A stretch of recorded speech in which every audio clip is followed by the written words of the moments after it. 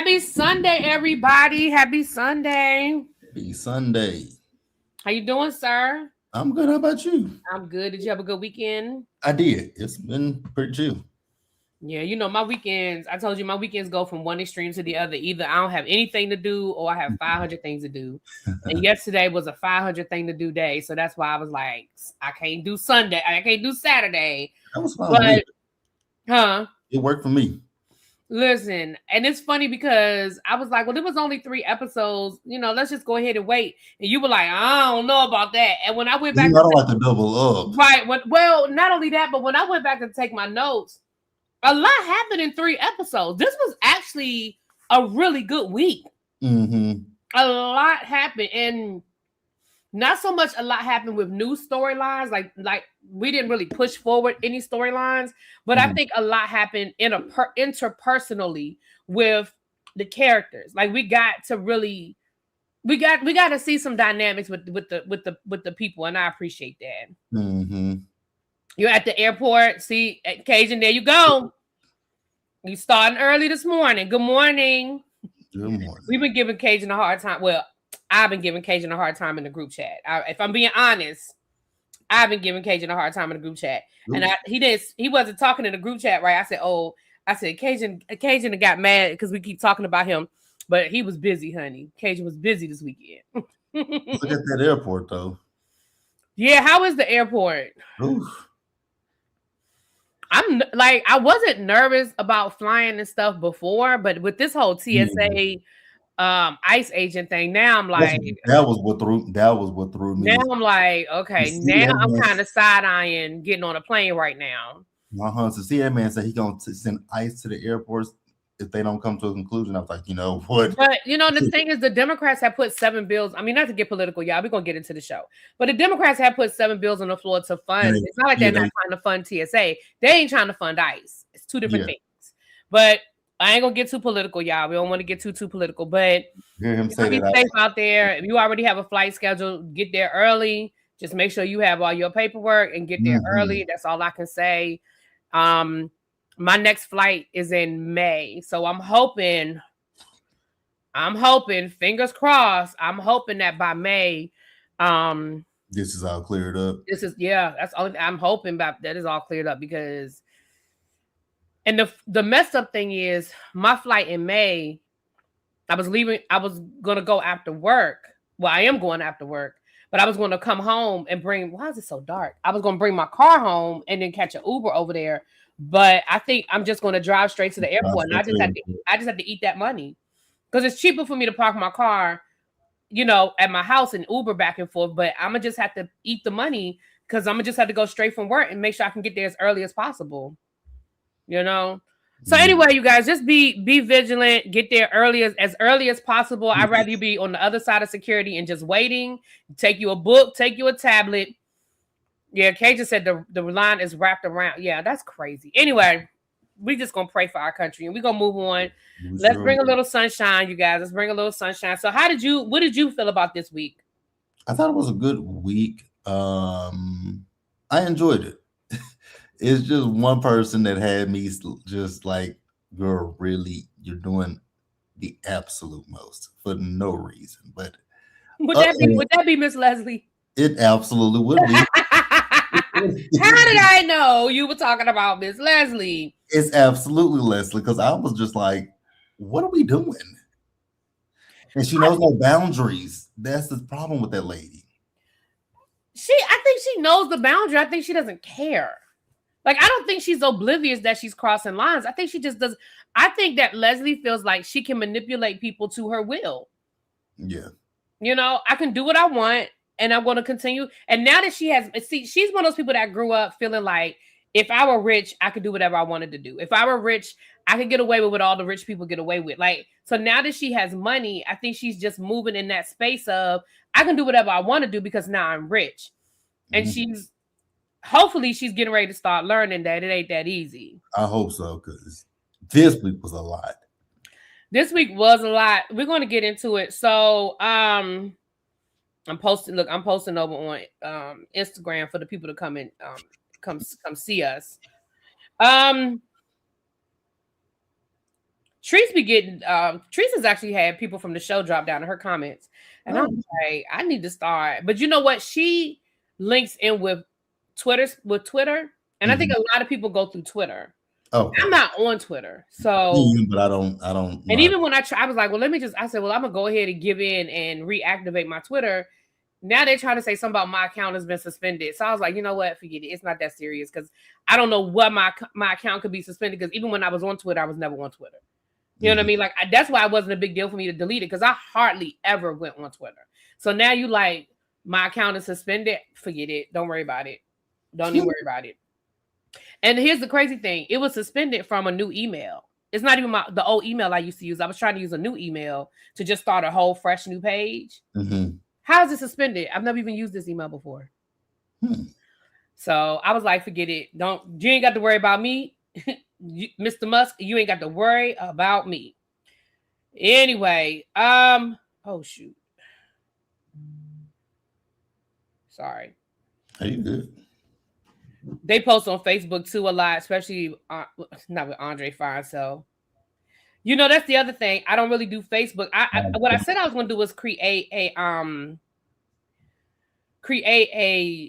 Facebook like Really Be TV Facebook page. That's what I said I was going to do because I don't hardly ever be on Facebook either. But yeah, I do know like in the groups and stuff like that, and all that stuff. But anyway, okay. Lord, I'm sorry, y'all. Let's get to this. Let's get to this. I thought it was, like I said already, I thought it was a really good week because I felt like even though a lot of storylines didn't necessarily move forward, I felt like we had a lot of interpersonal relationships, and we got to see behind the veil of some situations. So let's go ahead and get started. So we know it was a short week, so we only had Monday, Tuesday, and Wednesday. But let's get into it. So y'all know when I do it, y'all, I just go through the storylines. That's how I do my notes. So I can't say what happened Monday, Tuesday, Wednesday. I'm just gonna go in the order of my notes, and we'll just talk about these storylines. So the first thing I'm gonna say was they almost got me. Oh no. Well, let me tell you why they almost got me. When they started off Monday's episode with Naomi's dream, I was like, this ain't real. She's dreaming. But they carried it on for so long. I was like, maybe? Like they got me to the point where I was like, is this real? Because they didn't just end it at the commercial break. Right. They came back from the commercial break. She went through a whole conversation with Danny and all of that. And I was like, maybe? You know, like I started, but it was a dream. Naomi was dreaming that something had happened to Andre. Jacob. I mean, Lord Jacobs, that daggone Cage got me talking about Andre. Jacob,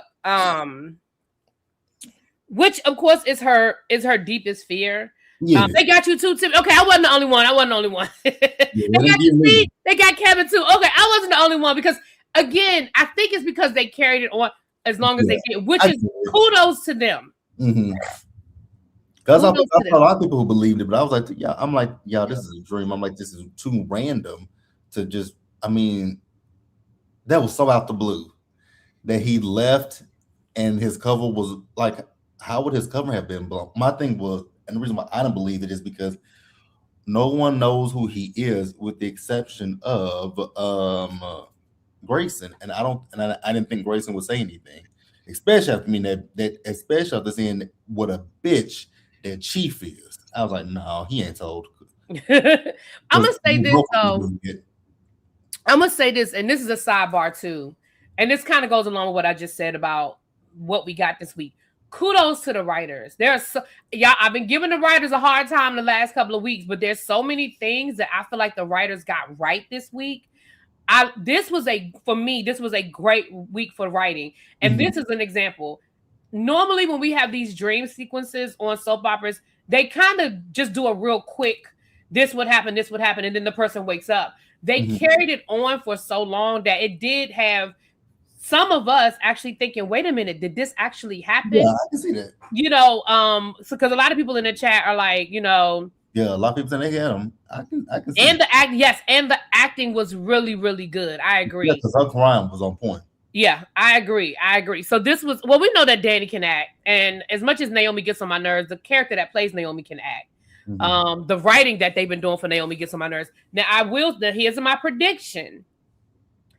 My prediction is Naomi gets pregnant, but she wants to have the baby now. Oh God. And I'm gonna tell you why. Because I think that dream, and with everything going on with Jacob, I think is reminding her that she doesn't want to lose him and that she really does love him. And maybe she will want to. Sometimes things change our minds. Sometimes life things happen and we do end up changing our mind.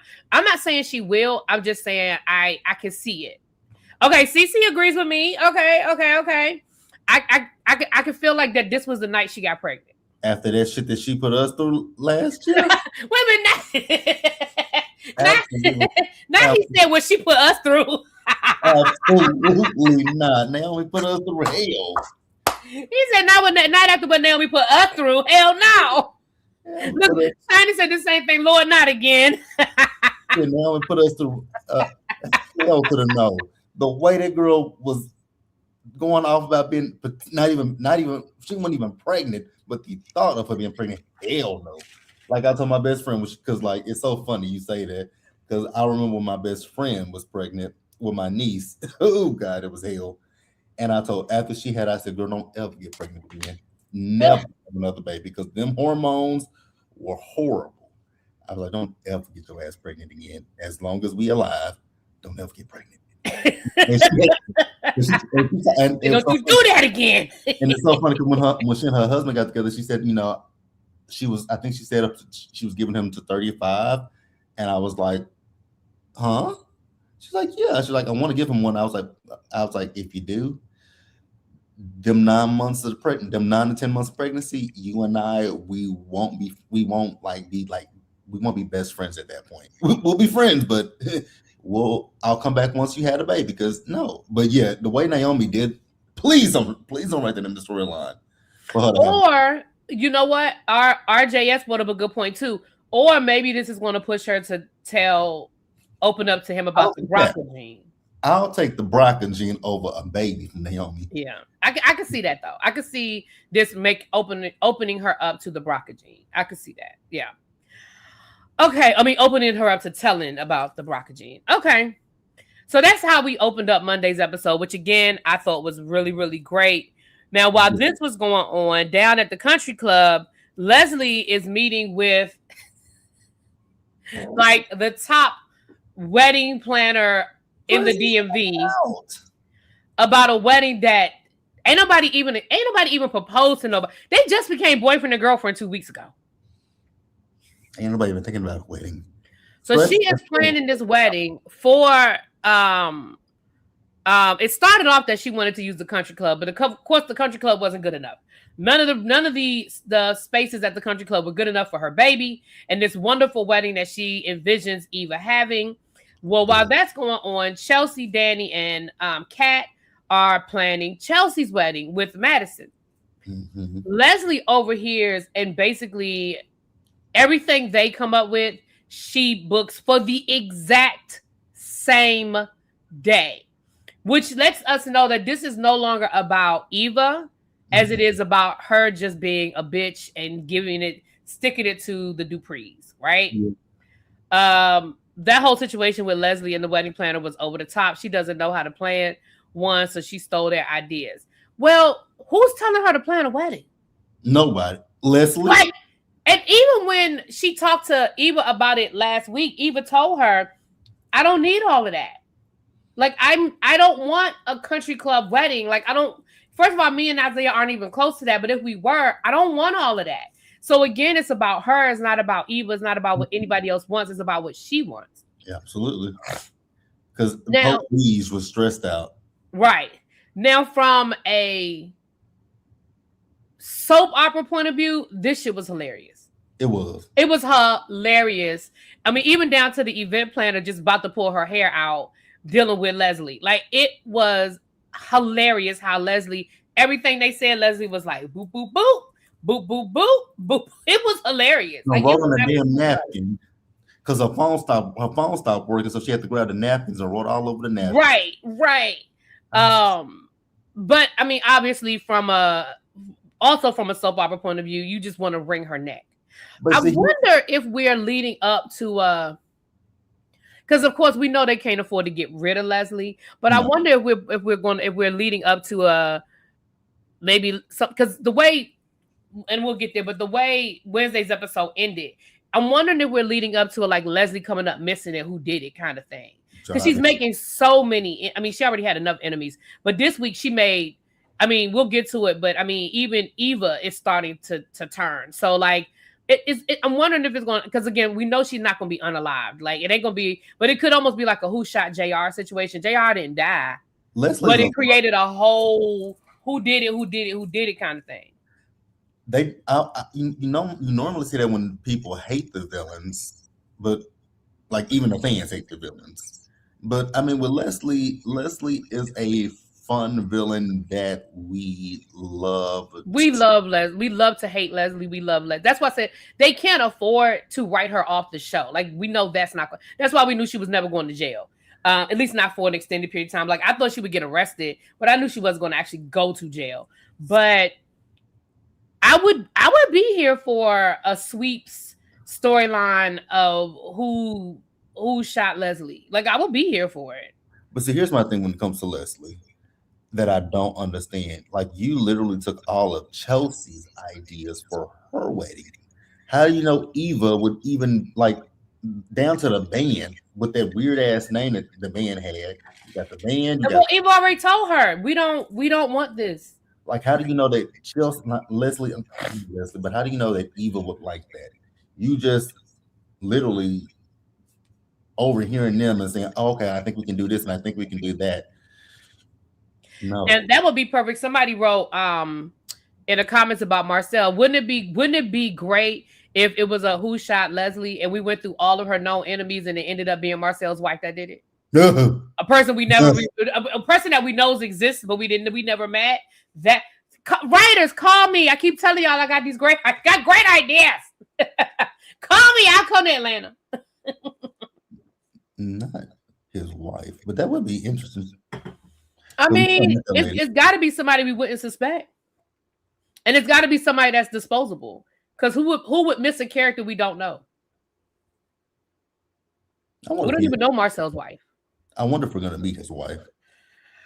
I think if they keep moving on, because at this point everybody knows she's dating Marcel. Like it's not a secret. I mean, even Ted brought it up this week. I'm like, how does everybody know you sleeping with this married man? Because Leslie can't keep her mouth closed. Well, that's true. The main suspect would definitely be Kat, but that's why I wouldn't be Kat. But that would be absolutely Kat would be the main suspect. So, but anyway, I'm just throwing that out, y'all. We just talking. So then I may not be going in order, you guys, but next I have in my notes Leslie, Isaiah, Eva.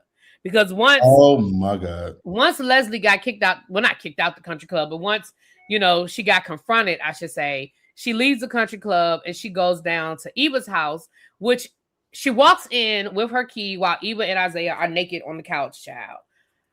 Eva, you should not be shocked that your mama would use her key to come in whenever she feels like it. You really shouldn't be, but I mean, my God. Number one, because she feels entitled, because she bought it. True. And number two, she's your mama. But when she saw them naked, I would have been like, oh, you know what? My bad, and walked out. But not Leslie. She just goes and sits down. I'm like, bitch. Again, no boundaries. They naked. Right. Again, no bound. Like, again, that's not a case where she doesn't know that she crossed the boundary. She doesn't care. She doesn't give a damn at that point. Yeah, she doesn't care.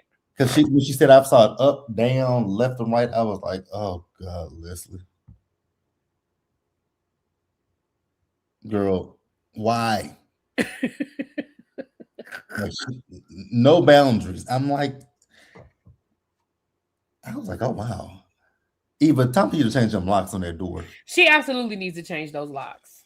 Absolutely. And I get it. Listen, as somebody who, my parents have the extra key to my car, and my parents have a key to my house. Mm-hmm. But I also know that my parents would never just barge in. Like there have been times when my dad has been in my neighborhood and he'll be like, hey, I'm stopping by your house. I'm stopping by your house. Okay. All right. Because, I mean, especially if it's during the day and he knows I'm at work. But he'll still call me to say, hey, I'm coming by your house. because he'll say, is it decent? Yeah. He'll say, is your house clean? You know, ain't nothing you don't want me to see. I'm like, nah, you good. Because especially when I first moved in, I think they were just nervous. So my dad would just pop up randomly to just come and check, you know. But they don't do it like that anymore. But even with that, they would call. They wouldn't just pop up. Like, there've been times my mom's been in the neighborhood like, oh, I'm over by, you know, such and such a place. Because most of the time they just need to go to the bathroom. You know what I mean? Oh, I'm over by such and such. I'm stopping through to go to the bathroom. Because from where I live to where my parents, I told y'all I live about 40 minutes from where my parents live. Mm-hmm. So if they're on my side of town, you know. But yeah, like, or I live near the Amish market. Sometimes my mother will be like, oh, I picked up a few things for you. I'm gonna drop it off, put it in your freezer. Okay, thanks. You know, appreciate it. You know, that kind of thing. But we know that Leslie has no boundaries. So Eva, I get it that she's really the only person that her and Ted are probably the only two people in town that you would trust to have a key to your house. You need to just give it to Ted and change them locks. Give Ted the key to your house and change them locks. Y'all won't really be until I get my wrench back. That's not a way to get your wrench back, Cajun. That's not the way. First of all, you still got your wrench over here. So if I were you, because you still got your wrench over here, Cajun. So if I were you,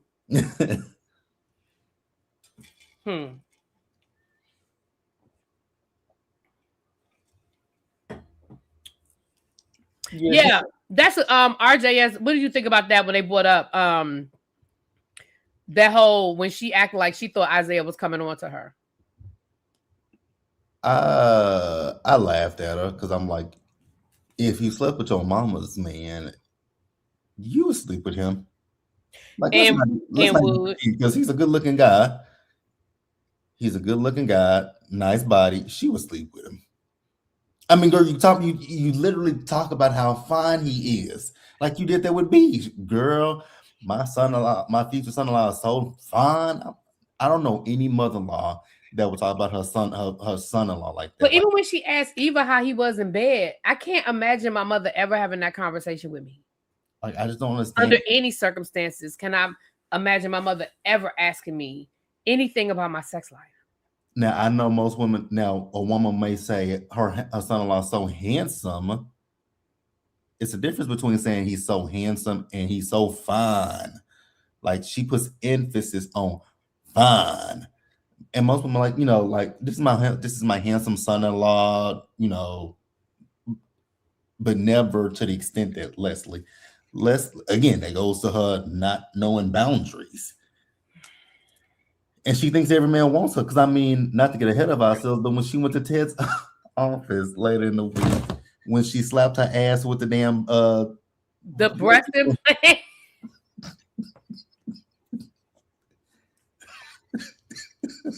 That's what I'm saying. Like, you love to hate her because the shit is funny. Like, yes, when she bent over and slapped her ass with that breast implant, I was like...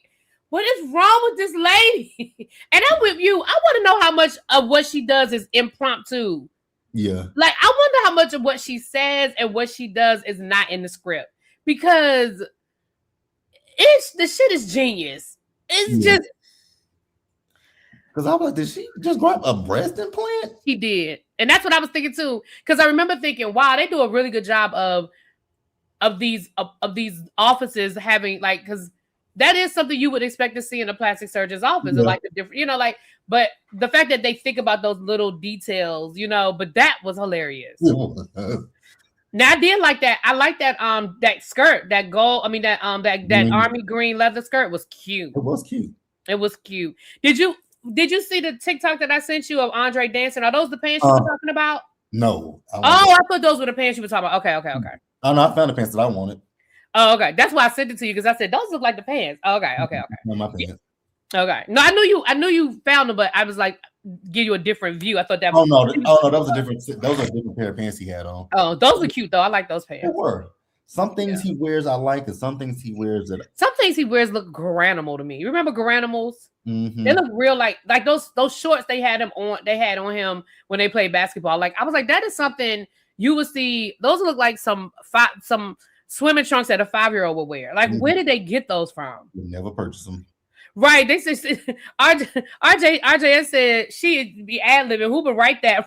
I know. Well, I would. I would. If I were in the writer's room, that's some shit I would write. Yeah. Some of it might be, some of it may be ad-lib, but some of it I think it may be in the script. Cajun Steve says Steve is doing a Louis Vuitton pop-up shop. Only he would care about a Louis Vuitton pop-up shop. If you've ever been around Cajun, Cajun wear Louis Vuitton like I wear polo, y'all. But here's the thing: I don't have an issue with Louis Vuitton. It's just the stuff that Steve wears. I have an issue because I'm like, is it real? Steve who? From Marriage to Medicine. Oh, that's what. Well, if he's doing a Louis Vuitton pop-up shop, it must be real. Because some of that shit, I'm like, do they have? See, I'm not flashy, even though y'all can't see the logo, but I got a polo shirt. But I ain't flashy when I see the LV and the Gucci's and all that shit. Yeah, he wears Louis Vuitton like Steve. Although I will say, Cajun's Louis Vuitton pieces are nicer than Steve. They're not as gaudy. Yeah, gaudy. But Steve stuff is it's not just flashy. It's gaudy. It's like that's not even cute. It's you know what I mean? It's like Toya. The labels that Toya wears sometimes, I'll be like, girl. It's people that never had it, and when they get it, they want you to know I got on Fendi, Gucci, Louis, Prada. Trying to sound like Carly Red. Oh, wait a minute. So the pop-up shop is his stuff. He's not doing a partnership with Louis Vuitton. Yeah, you better check to make sure that stuff is real then. He's donating the stuff he's worn last season, and this I wouldn't buy that shit. It's like ReallyB just said, it's too damn gaudy. Yeah, I mean, and the other thing too is, it's kind of like it's kind of like how Dorit used to be when she still had money. Oh God! You know, Dorit would put label on top of label on top of label on top of label. Like he does that too, and it's just too fucking much. Yeah. Not Louis Prada, Gucci popped them tags. Oh, Louis Vuitton is hosting the event. Okay, well then it must be, if Louis Vuitton is putting their name there, then it's real. It's real. Okay. Yeah. It's just stuff that most people probably wouldn't put together. Yeah. Anyway, well, it's gonna be in Atlanta. Cajun, you gonna go up to Atlanta to go to the event? You get 2 for 1. You get your man, and you get your son Louis Vuitton. Not your man. Anyway, let's get back to this. Cajun, do me a favor. Make yourself useful. Can you go get my travel channel and drop it in the chat for Miss Pretty Amazing? Please and thank you, sir. But you do have an announcement today. We do have a travel announcement to make today. I haven't scheduled it live yet because I got to talk to somebody and find out what time works for them. But it'll be immediately after this, we're doing Bell Collective. I'm not sure what time the travel announcement will be, but hopefully by then I'll know what time the travel announcement will be and I can let you guys know. Anyway, let's get back to the story. Let's get back to my notes. So yeah, the Leslie Isaiah Eva thing went on pretty much most of the week, but it started on Monday's episode with Leslie walking in on them, and basically Isaiah saying, "Look, let me talk to your mama. Like, I got it. You go ahead." Because he had got her to call off for work, but by this time Eva was so irritated she went into work, child. And he was like, "I got it. Let me talk to your mama." Now I feel like this is what I feel like. A part of me, thank you, Cajun, thank you, babe. A part of me feels like when I first saw it, I was like, Isaiah, you don't know what you're getting yourself into. You think you got her all figured out. You think you could control her. But later on in the week, when the writers subtly reminded us about his connection to Joey Armstrong, I was like, well, maybe Isaiah can handle Miss Leslie, because I think we forgot that he used to be a gangster. And he does have connections, which again leads me down the road of, are we walking into a who shot JR situation? Because we just keep seeing more and more of these enemies. And like somebody said, I'll get to that in a minute. We even saw when she created a few new enemies this week. We'll get to that. Okay. Maybe he can handle her. I also think her bringing that up about him about him. Shit, I can't get it out. Her bringing up about him coming on to her. I think that was her throwing out a litmus test to see what he would do. Mm-hmm. Like, are you cool with it, or are you go like? I almost feel like she was throwing it out there to see his response. Mm-hmm. I don't know. So me personally, I don't think Isaiah can handle Leslie. I mean, Joey can't even handle her. Oh well, Joey can handle her. Is it? Do you want him to handle the way he want to handle her? True. He can handle her. He can handle her in the sense of finality, like finishing her completely. But when it comes down to, I don't know, because I don't believe. I mean, Leslie, we know how Leslie is. You can dig into her. You can backtrack her however many steps you want to backtrack her, but she's like a cockroach. She's gonna keep coming. So I don't know. We'll see. I'm curious to see where it goes. What I will say is, and it's regarding Eva. The only thing that I had an issue with this week was, so Eva got upset with Leslie, went to work, and when she got to work, she's complaining to Ted, and you need to handle this. I'm like, girl, here we go again with telling your daddy that he needs to handle something when it comes to your mama. Like Ted said, this is all because you won't distance yourself, which I get it. It's your mama. But this is the reason why this shit happened, because you won't distance yourself from her. Not your boyfriend can't handle your mama. Damn, Xavier. Your mama don't be playing no games, huh? Like, I think Leslie is telling Isaiah and everybody else what they want to hear just for now, but she's not going anywhere. As I watched this week, the perfect saying popped in my mind when it came to Eva was, ain't no fun when the rabbit got the gun. Yeah. Eva, you've been running around here defending mama for months. And now that she's getting out of hand because you actually have a life and you actually have something that you don't want her to get involved in, now it's a problem. Stop running to Ted, because like you said, you need to put your foot down and you need to create boundaries. That doesn't mean you have to write your mom off. That doesn't mean you have to totally turn your back, but you have to put some boundaries in place, because she clearly doesn't have any. For example, change the locks on that apartment. And if that pushes her to threaten you because, well, I bought that apartment for you, you have enough money now, you can go get your own place. You don't need it. All right, cool. You know what? You are absolutely correct. Put them keys on that counter, move the fuck out, and go get you your own apartment. At this point, between I'm sure Ted pays you decent money. You weren't buying, you didn't pay rent on that hotel room for the months you lived there. You've not paid. I mean, if she bought you that apartment, that means it's a condo, which means at the most you're paying your utilities and you're paying HOA or whatever, the condo fees at the most. Now let's pretend for a minute, at the most that's what you're paying. You have the money. Go get you an apartment.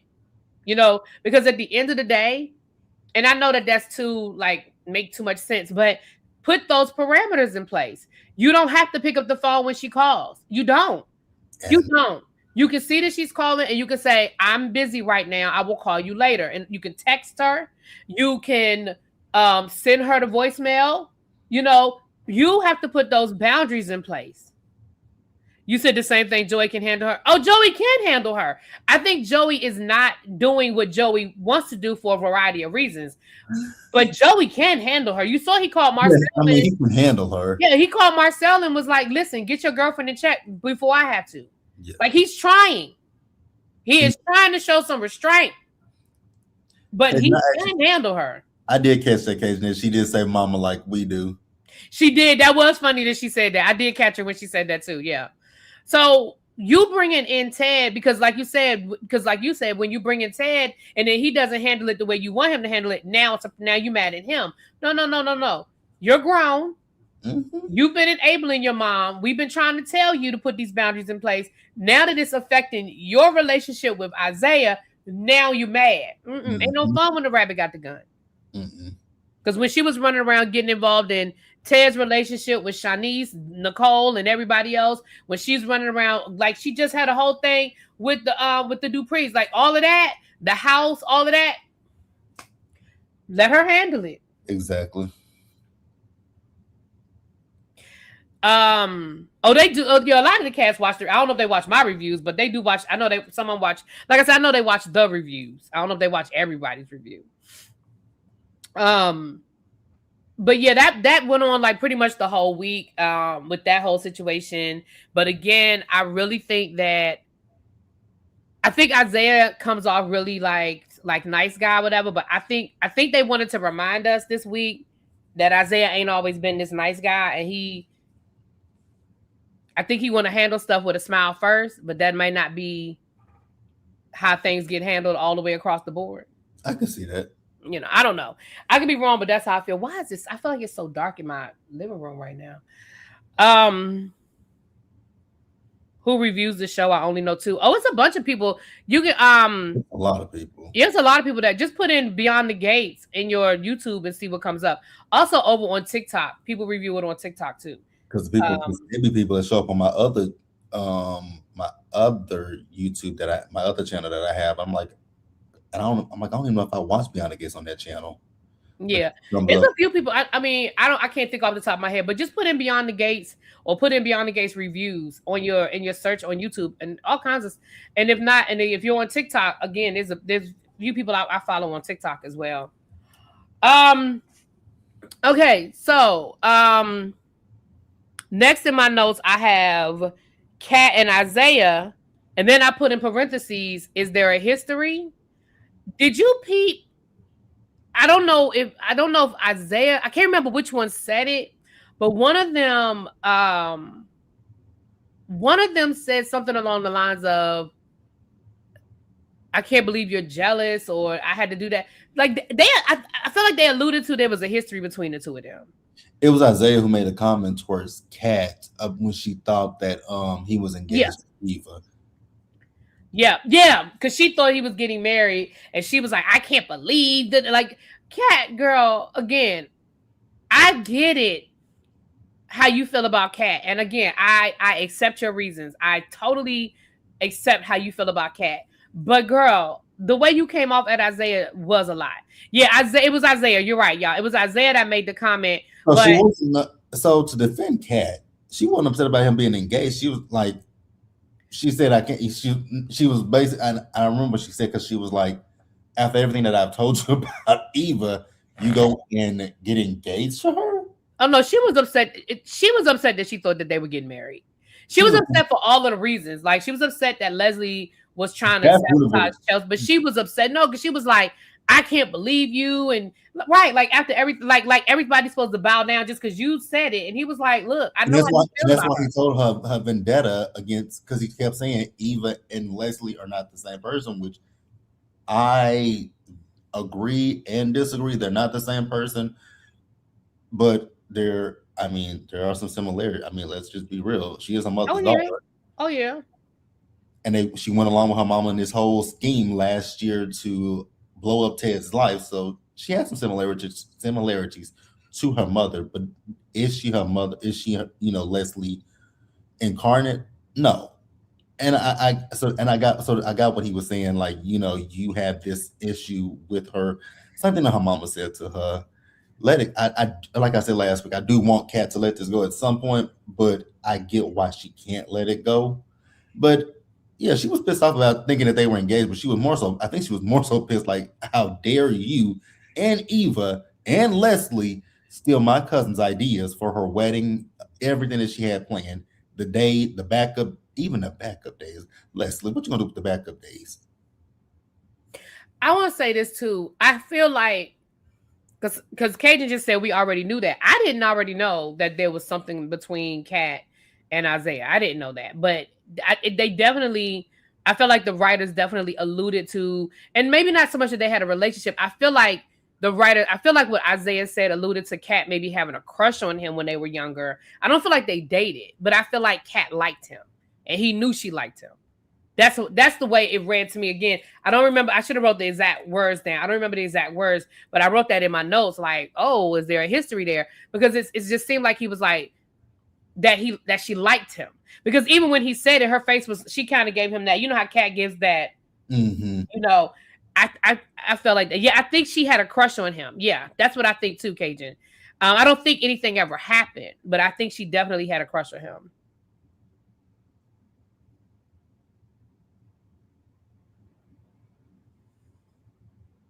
I think Kat and Isaiah like each other. Hmm. Okay, but I definitely think the writers dropped the nugget there. Again, I'm not saying it's something they're going to make a big deal out of right now, but I feel like they dropped the nugget, and I could be wrong, but that's how I feel like they dropped the nugget. But he was a bad boy in the original. Right, he was a bad boy, and Kat wasn't gonna go down that road, and we already know that Kat was still a virgin up until last year, so we know that she probably was a little, like outside looking in kind of thing. He was the bad boy, but they ran in the same circles kind of thing because his dad was who his dad was. I mean, I'm sure he wasn't the police chief when they were kids, but clearly dad had some status. But we'll see. We'll see. Hell, maybe he took her to the cotillion. Okay, I'm sorry. I guess I'm the only one that thought that was funny. All right.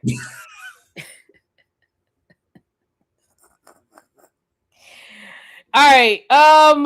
Next in my notes, and again, my notes may not necessarily go in order, you guys, so I apologize. But next in my notes, I have Leslie and Derek. And again, I feel like this was just us leading up to showing how everybody is just like Leslie is just making all of these damn boundaries, these damn enemies. Now what's funny is Derek was giving her the business. Like I feel like Derek was going tit for tat with her. Like I enjoy Derek in scenes outside of the forced Ashley storyline. Like I'm enjoying Derek with Leslie. Okay, still not so much. Here's the thing. I like it to an extent because this again goes to Leslie's lack of boundaries when it comes down to anything. Like even when it comes to somebody that works for you, like you are such a rude ass. Like ask them, what are you doing here? Bitch, it's lunchtime. I'm on my lunch break and I still even have my tablet with me. So I'm still working. So technically I'm eating and I'm working. And it's like, girl, let it go. Like, I don't know what you want. I don't know what else she wanted from Derek because he told her what he was doing with the scheduling and all this kind of stuff. And she's talking about she don't care about that. I'm like, you should care about that because you just literally sat there and said he ain't doing nothing to help the clinic run smoothly. And he's just literally told you, I'm doing the payroll and the scheduling. Right. Bitch, that is what helps the damn clinic move, and it's a nonprofit clinic at that. Right, and like he said, clearly you don't know the schedule. Because if you knew the schedule, you would know why I'm here. Because I'm on my lunch break, and I'm still working. Actually, like I think that. But once again, I think the purpose of this again is they're just showing Leslie really spiraling at this point. Like honestly, Leslie has always been extra, but it's been focused. Like she hates the Duprees, she hates Nicole, she loves Ted. Now it's just everybody. It's like she's spiraling, and I don't feel like that's an accident. I feel like they're building us up to something. I could be wrong, but that's what she's been. I feel like she's been. This is who Leslie has been. She just because I mean, even before the clinic opened, she was going from this person to that person to that person, like. And it's the same people. Like, I don't feel like she's made. Do you think she's made some new enemies? Yeah, I mean, she never came into contact. Like, people hated her. Let's be clear. Everybody hated Leslie. But when do we see Leslie and Vanessa have one-on-ones? When do we see? I mean, Leslie has now had one-on-one interactions with damn near everybody at this point. Leslie didn't have those type of interactions. Like, Leslie's interactions were limited to the Dupree people and Ted. Like, yeah, Nicole. Yeah, Danny, okay, Vernon and Anita. But outside of that, she was just the pariah that everybody was like, yeah, that's her over there. When do we see her with all of the? I mean, she's interacting with Joey. She's interacting with like all of these people now. And it's like, I just feel like, I mean, even with Derek, like who would think she would have interaction with Derek? Isaiah. It's just, I feel like, I don't know. They're expanding, but I think it's for a reason. I don't think it's just to spread her out. I think we're building to something. And again, I could be wrong, y'all. I could be wrong, but it just seems like they're building into, right, Vanessa and Joey are new enemies, you know. And even when we get to, again, I don't want to get there too fast, but there's another person later on that she started a whole. So, and even with Vernon, like Vernon has kind of come out of the shadows. Like Kat challenging him, I think, has put some fire under his ass. He straight up told her, "Game on." Yeah. Like I think that we're about to step this Leslie shit up as far as you know me, once I get something in my head, it's hard for me to come off of it. I really feel like we are winding up to something. Vanessa's been a semi-enemy for a minute. Remember when Leslie was looking for a house and she wasn't, you know, she was calling her blondie and all that kind of stuff and giving her a hard time. So Vanessa, but it wasn't in the sense of fighting. It was about, I mean, she was putting up with her because it was money. Because we learned from the very first episode, Vanessa don't give a damn who you are. She gonna make her money when she sold the house to Haley. Yeah. Because remember, we said, damn, that was messed up. She sold the house behind her friend's back. But we learned from the beginning, Vanessa, about her money. She gonna make her money. And will. I don't know, y'all. I could be wrong. Y'all know y'all to come back and tell me, secret really be that ain't what happened. I'll be like, you right. But I don't feel like it's an accident that we're getting all of these moments with Leslie. I really think they're building it up to something else. And it may not even be a who shot JR. It may be a meltdown. It may be, you know, she may be getting ready to have some sort of major meltdown. I don't know. But it's just, I don't know.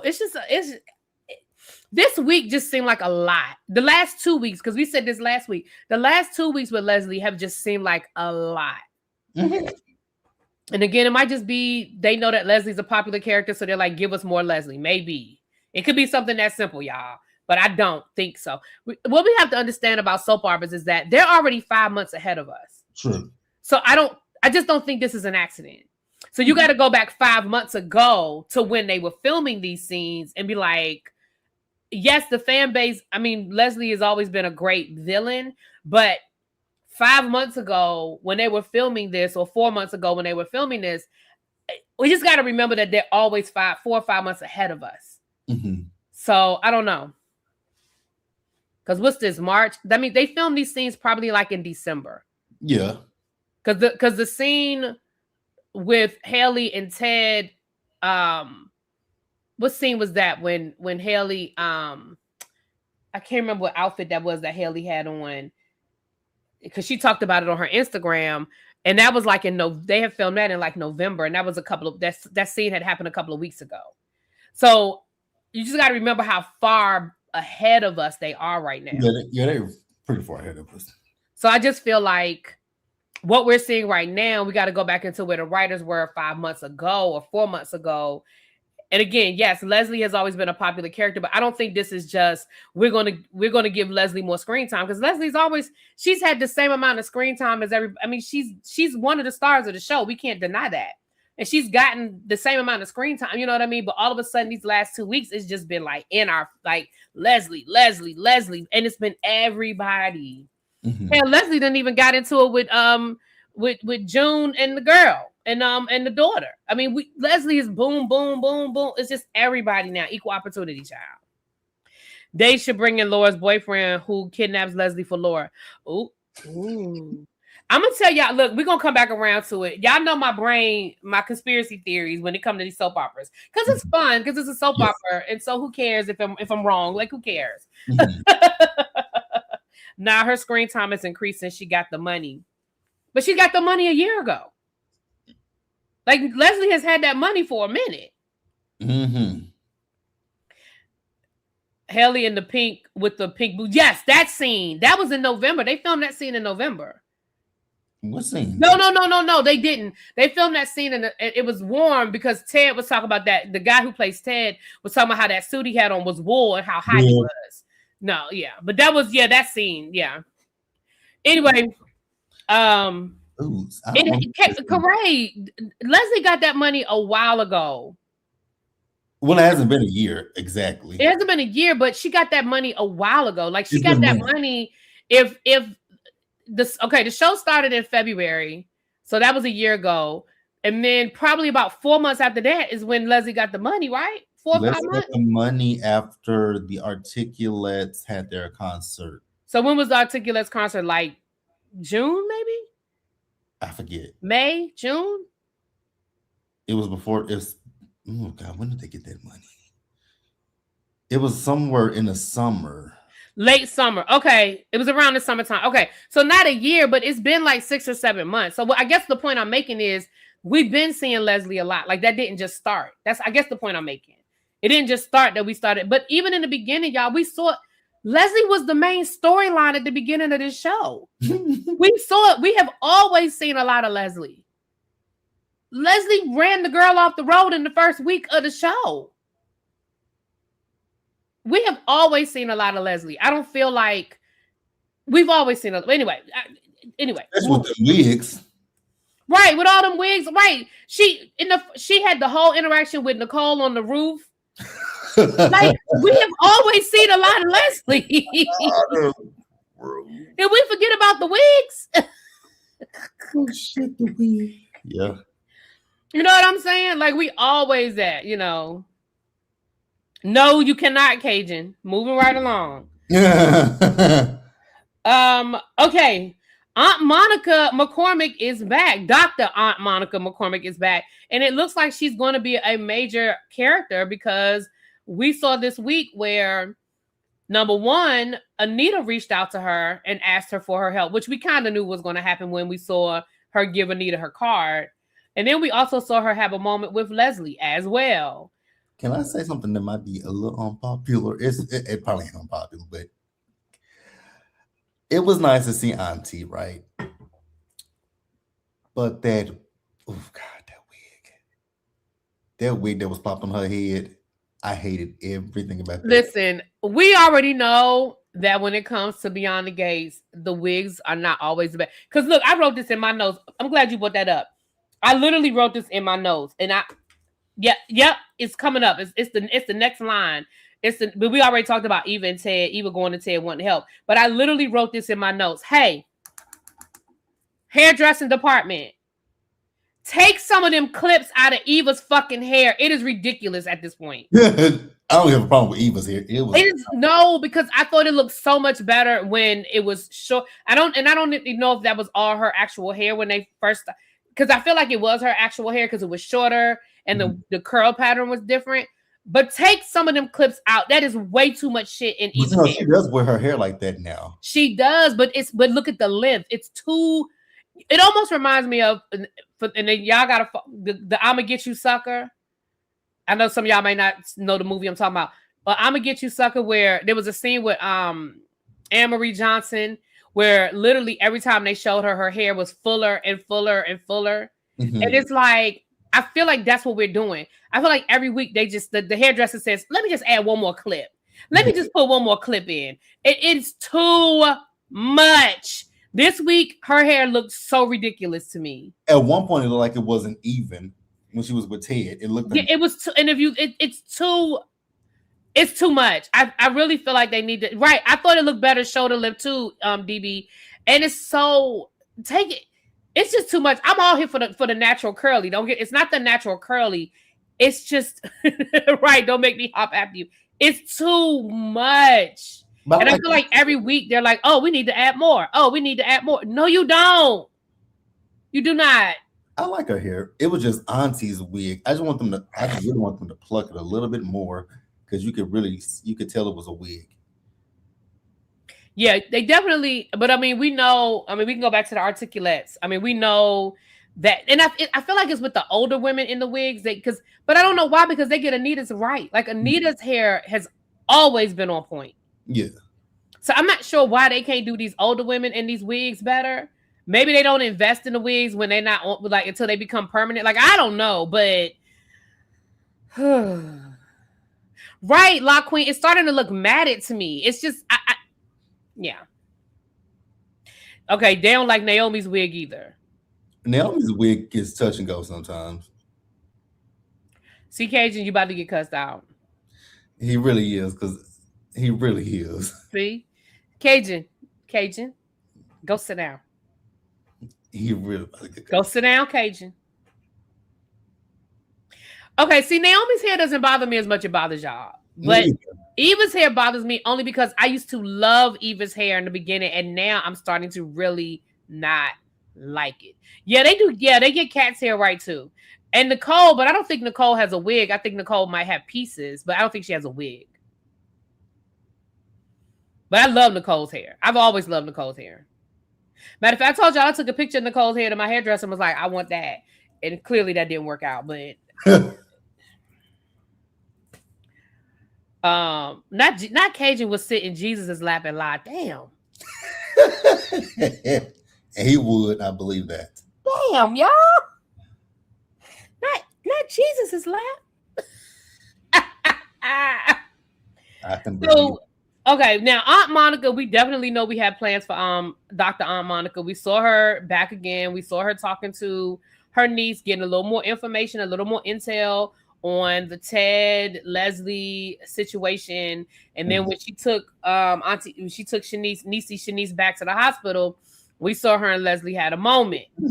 Now, what do you think about the Leslie Dr. Monica situation? That's gonna be an interesting one because that's gonna be a sophisticated read that she's gonna get right there, and an old sophisticated read at that. Mm-hmm. I don't know if Leslie gonna be ready because you saw Leslie when Monica said, "Do you understand me?" And she looked at her. I said, "That's a tag team right there." Shanice and I already got you, Leslie, and you already see that she's a formidable foe. And Auntie, girl.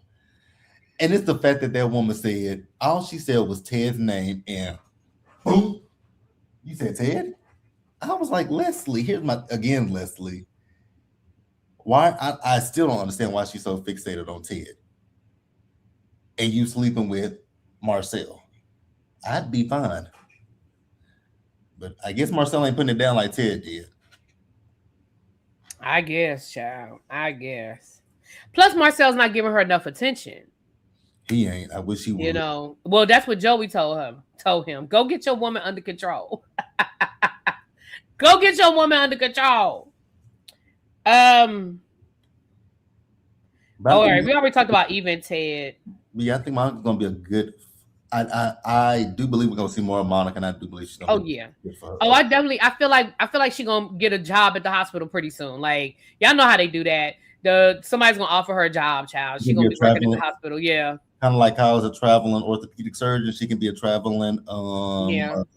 And she definitely looked like she calls her own shots. Like I don't feel like it looks like she travels and speaks and does consultations and stuff. So, and we know that the Duprees can afford whatever she gonna charge. So, Eva and I wrote that. Eva wants Ted's help. We already talked about that. Leslie. Okay, Leslie and Ted. Leslie went to Ted to fire Eva because, of course, she wants Eva to work at the clinic. And that.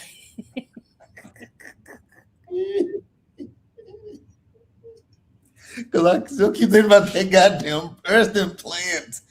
She literally smacked her ass with a breast implant. That shit was funny. I'm sorry, y'all. And some of y'all didn't see that, but I don't know how y'all missed that. I don't know how y'all missed it. Those were breast implants that she picked up off of his desk and slapped her ass with them. I don't know how y'all missed that part. I was like, because I looked at him and was like, are those breast implants? Mm-hmm. It's interesting that she wants him to. It's interesting that she now wants him to fire Eva because of her run-in with Derek. But your run-in with Derek was because of you. And Derek, and from what Eva says, Derek is good at what he does. So I don't get it. Well, because she can never take responsibility for what she did. She can never say, I did it. She can never say, y'all are right, I overstepped. She can't take that level of responsibility. Mm-hmm. So it's not going to be her fault. It's going to be Derek's fault. Derek did it. It's on Derek. Like, she's never going to take that responsibility. Mm-hmm. You know something that's so funny? And I heard it, and I was like, I thought about you immediately. when Ted said we are co-parents, I said, how the fuck are y'all I'm co-parents? so sick of this co-parenting grown ass kid shit. I will never understand it. And I know I'm not a parent. So parents, y'all don't have to lecture me and tell me I'm not a parent. I know. But what I will never understand is co-parenting grown ass kids. I don't get it. You are not co-parenting a grown ass child. The only exception I will give is if your children are still in undergrad. Like when your children are still in college and y'all are still responsible for the bills and certain things like that for them being in school. Who's going to pay the tuition? Are they moving off campus? Are we going to buy them a car? Like that part, because, okay. But even with that, at that point, it's just all about the finances and who's going to pay for what and what that's going to look like. You are still not raising a child. Or even if y'all do not need to have any conversations about Eva. If you got a special needs child, I'll give you that. You still have to, work together with a special needs child. But even some of them can be very independent, depending on the level of, care that they need. Yeah, because when he says, I'm so sick of that, because all of them have used that as an excuse. And in real life, people use it as an excuse in real life. Yes. But because I've even had friends be like, well, I need to call him. What you need to call him for? Your children are grown. You don't need to talk to that man about nothing. And then I have friends that are exact opposite that are like, call your daddy. He don't need to talk to me. You call him. Y'all talk. Like I've seen it on both ends. But just like we know that Danny used it as an excuse to talk to Bill, Ted and Leslie are using it as an excuse to continue to fool with each other for whatever reason.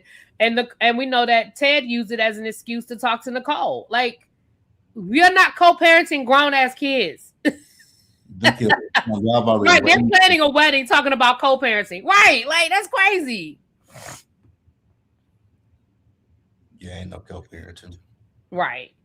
But I will say that was a funny scene. Of course, it was a funny scene. But Ted let her know, look, I'm not going to fire Eva. Like, if Eva wants to quit and come work for you, Eva can make that decision for herself. But I'm not going to do it, and you're going to stop manipulating people because she's going to run away. Now, the other thing I saw this week, and like I said, there's no fun when the rabbit got the gun. But what I will say is, this week was the closest that I've ever seen Eva to being like, I'm sick of her. Yeah. I am sick of her. Now, granted, you're only sick of her because she's interfering in your life now. But this is the closest I've ever seen her be like, I'm sick of her. Y'all keep hanging on to whether Ted and Eva, listen, if it's a storyline, they done put that in the back pocket because ain't nobody said nothing about paternity. Now, I know some of y'all still believe that might not be his daughter. That's fine. She showed the DNA test. He believed it. At this point now, it's a soap opera, so that don't mean it won't ever come back up. But as of right now, it is not a storyline that they are exploring. Now, y'all hold on to that, though, because it can come back around. Keep it in your back pocket. Keep it in your back pocket, because we know that it can circle back around. It could. She'll truly be sick of her when Leslie sleeps with Isaiah. Ooh. Listen, I don't think it's going to happen, but I do think I can see her trying to seduce him. Cajun, I don't know, because we've already debunked that couldn't have happened. That is the one I'm sick. That is the theory that I'm sick of. Well, I can't say it couldn't have happened, but Leslie wasn't in town when Kat was born. She was in Chicago. They had ran her out of town. And Nicole wasn't. Well, I don't know, child. Look, I don't know. Leslie was ran out of town by the time Kat was born, because even Kat are a week or two apart, I believe. Right, and they ran Leslie out of town when she was pregnant. Yeah. And that don't mean Leslie couldn't have came back in town and done something. But I just don't. It doesn't. At this point, I feel like Leslie would have hinted at something like that. Exactly. Yeah. And if Kat was her true daughter, why would she have such a?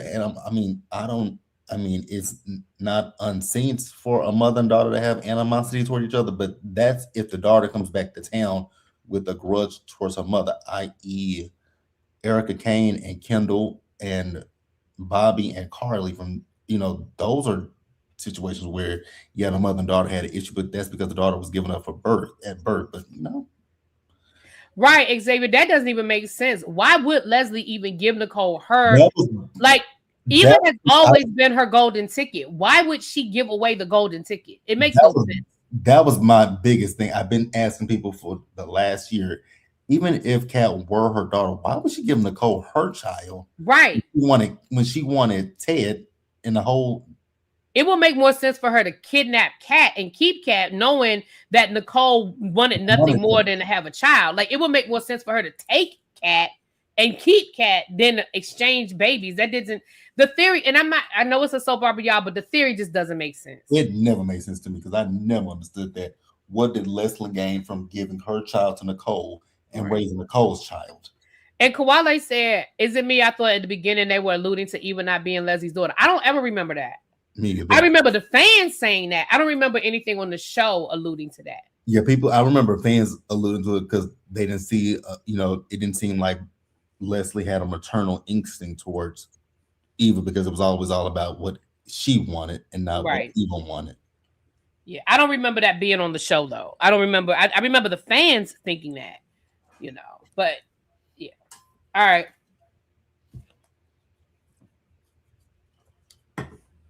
Okay, next in my notes I have, we kind of already talked about this a little bit. Isaiah went to Joey to basically ask if it was okay for him to let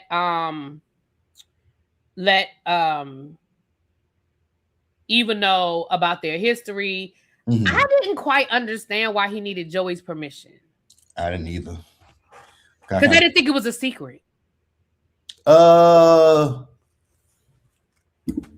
It wasn't a secret that he used to run around with Joey. It might be. Leslie and Eva don't know just because they weren't there, but the people who were there when it wasn't a secret. Well, Ted didn't know because Ted said he didn't know very much about Isaiah. So I think it was because remember when Leslie went to him and tried to get the know. That's why he took him to that to play basketball because he knows Isaiah, but he doesn't know a whole lot about Isaiah.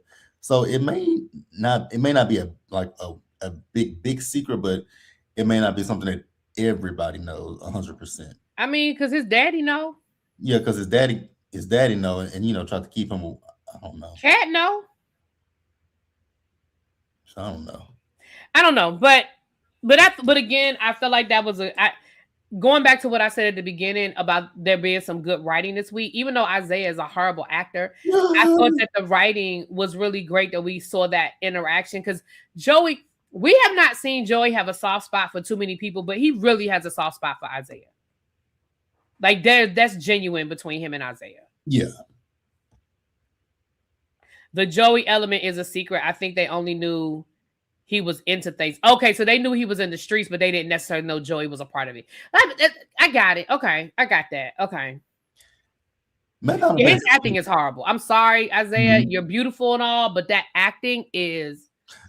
Maybe I don't pay attention to it because you probably don't pay attention. I don't be paying attention because I never catch it. And y'all, I'll be saying every week. Y'all How do you miss it? Is it as bad as Tomas? It's worse than It's worse than Derek. Really? His acting is horrible. Really? I don't be paying attention. You're too busy right here. No, I don't even be looking at him half the time. I don't be paying attention to his damn scenes. I tune him out sometimes. I don't think he's worse. Actually, I don't think Tomas's acting is that bad. I know y'all think it's horrible, but I don't really think. Now, in the beginning, I thought it was awkward, but I think his acting has actually gotten a lot better.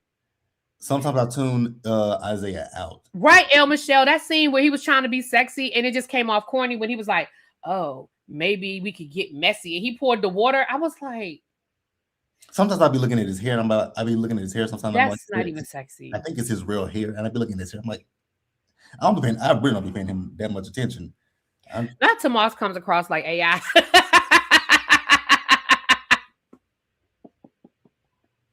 Not AI though. Yeah, when it comes to, because I'll be seeing y'all in the comments every week talking about how bad his acting is. But I guess, here's the thing. Y'all have to remember, I did watch Sisters, and he was on Sisters, so I'm used to him acting on Sisters.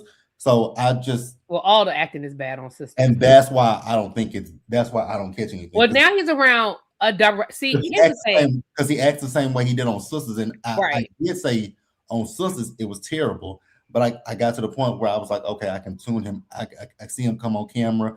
I tuned his ass out because I just like the character was annoying to me.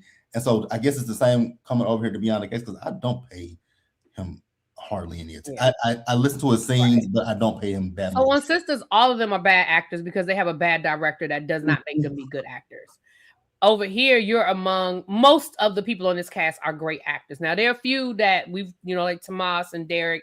There are a few, but for the most part, you are dealing with great actors and actresses, and some very, seasoned. Seasoned is the word, right? Some seasoned. So to me, it stands out even more. On Sisters, it probably blended in because again, all of them. But what I've found is that just goes back to Tyler Perry being a horrible director. Anytime you have like Taraji P. Henson, to me, her acting is bad in his movies. And I don't think Taraji P. Henson is a bad actress. But when you're with a bad actor, I mean, look at some of the people in Tyler Perry films that we know can act. But when they get in Tyler Perry, their acting is horrible. Because when Tyler Leppard played Benny on The Haves and Have-Nots, that was the worst. He was the worst. Horrible, but we've seen him in other stuff. Exactly. P-Valley, what's that show with Harlem? He's a good actor. Yeah. So that's what I'm saying. Like, I feel like it's standing out more because he's around people who can act. Okay, because I guess that's what it is, because I still look at him and see the Sisters character, so I still think he's acting like he's on Sisters. So he is. And that's why I don't catch it. That's why. And like I said, that scene was so cringy when he was supposed to pour that water down to be sexy. I would have laughed because there was nothing sexy about that moment. I did sit and I was like, what was I supposed to do? Right. I mean, I guess it's keep on, but. And you know what it is? He delivers his lines flat. He doesn't know where to put the inflection. Mm-hmm. He just says the words. He's like, oh, well, I guess we need to mess it up a little bit. Like, you didn't put any inflection on. Yeah, it's just flat. And when you're talking to people, you don't talk flat. You enunciate, you add inflection, you add emphasis. Like, that's how regular. And he doesn't know how to it's not regular dialogue. He's just reciting the lines, which is what Derek used to do. Derek, when he would talk to Ashley, he was just reciting the lines. It was just flat. Isaiah knows he's cute, and that's the problem. Yeah. I would disagree. He can meet a room by himself, and I still would point him out for amateur hour. Oh. Well, moving right along. But y'all be looking at the comments like every week, like y'all be just talking about his acting is so bad. I'm like, was it ever good? Right. Again, on Sisters, it was never good to me. Right. And I think that's what it is. Some Tyler Perry actors, they are good actors, and some of them, they're not. He casts people because, let's just be real, they fine. Some of them especially when it comes to the men. Some of the men be good looking men, but they can't deliver a line to say they like. But again, so Jeff, anytime you put in a Tyler Perry, I'm gonna always blame Tyler Perry. You said that Tyler had the June actress in Beauty and Black, and it was bad. And we know that June is a great actress. The woman that plays June she's great on Beyond the Gates. She's fucking hilarious to me. I mean, now that they stopped trying to make her this mean homeless lady, but she's hilarious as June now. But again, you talk about a Tyler Perry production, so I'm gonna always blame Tyler Perry because his shit is rushed. He writes the same shit. His dialogue is terrible. His scenes go on too long. My God. Anyway, moving right along. Because people have asked me to do Beauty and Black. I wish I would do that shit. Listen, I'm telling y'all now, I tried to do Divorce Sisters. Don't ask me to do another Tyler Perry. Just don't ask me. I love y'all, but I tried. I really tried. And did Divorce Sisters even ever come back? It did not. Yeah. Don't. Just don't ask me to do another Tyler Perry. I cannot. Oh, she was on Saints. I never did get into Saints and Sinners. I didn't either. I said I was gonna go back and watch it. I'm sure I can find it. I forgot where it's streaming. I said I was gonna go back and watch it because it was when it used to come on. It came on a channel I didn't have at the time, but now I think wherever it's streaming, I can get it now. Beauty and the Black is so bad but so good. It's got my girl on there, Angie. I know that's not her name, y'all. I know that's not her name, Oh, Debbie Um, Morgan. Debbie Morgan, yep, it's got my girl. Now I love me some Debbie Morgan, but And yeah. that's another that was what I was gonna say. Debbie Morgan is a phenomenal actress, but I saw a scene of her where she was cussing, and I was like, "Oh God, this And is we know that Debbie Morgan can act her ass off. We have seen her on so many different movies, television shows, soap operas. We know she can act that her on ass off. Power." Like Oh, she was hilarious on Power. exactly, and I was like, and that's what I was given. That character was supposed to be somewhat similar to her character. I was like, nope, no, no, no. Yeah. Y'all not gonna make me look at Debbie any kind of sideways. We just say you would not. There would be no Debbie slander. Absolutely not. Babe, I would never look at Debbie sideways. And for Tyler, because even in that one movie which it was still terrible, the one that he did with Megan Good, and I want them to get out of this. We're segueing, and we'll get back to it, but I want them to get out of this whole thing of. I think a lot of us have always said this for years that he does pay the actors and actresses. Yeah, he pays them. But he pays you guys that much money because he cuts corners elsewhere. He doesn't have he does have writing teams on certain shows, but I mean he cuts corners everywhere else because of the fact that it's written, produced, directed, starring Tyler Perry. Basically. Yeah. Anyway, let's get into it, y'all, because I got oh, sorry. Okay. We see the Chief and Ashley have a couple of exchanges. Again, that's just we know that the Chief got it out for Ashley because Ashley is messing around with the lab tech. What's his name? Start with an N. Who? The lab tech. Grayson? Grayson. Why I say N? Grayson. But that's all. I mean, I just put that in my notes because I mean, I'm sure they just wanted us to see her giving Ashley a hard time because of her connection to Grayson. Yeah, she's definitely a bitch. I definitely believe that that's Joey's sister. Joey's sister. Yeah, I absolutely believe that's Joey's sister. Okay. Then for me, the best scene of the week. Mm-hmm. This is Wednesday's episode was Bill and Anita. Oh, that was a good scene. This baby, that to me, and that's why I said the writers. I've been giving y'all a hard time the last couple of weeks, but that for me, that did it for me. Mm-hmm. Bill, that was the best when Bill talked to Anita and he talked to open, and we got to know more about Bill. We learned about his mom and how his mom dealt with depression and how his dad was. We already knew his dad was a son of a bitch, but almost like, but I saw my mom sort of cower and give in, and so I always saw. Because she was like, well, what do you see when you see me? Like, I know you'll be honest. And he was like, I see my mom. And it was almost like he had slapped her when he said that. Because she knew, I guess, and she was like, what do you mean? And when he explained it, I was like, oh my God. Like, that was the best scene. Oh my gosh. That was so great. And I loved that moment because, of course, we know the Bill story with the family, but I loved how I loved that he was honest. Mm-hmm. He told her, he said, look, this is why I see that. And this is why. And he told her, he said, so fight. He was like, you're in pain right now. Yeah. Does your doctor know? And she was like, the doctors know. He's like, how the doctor going to know if you don't tell the doctor? Like, call the doctor. Tell the doctor you're in pain and let the doctor make a decision about how to help you. But you sitting here just saying, well, the doctor knows. How the doctor supposed to know? Mm. I said, I know that's right. You better give it to her. You better give it to her, Bill.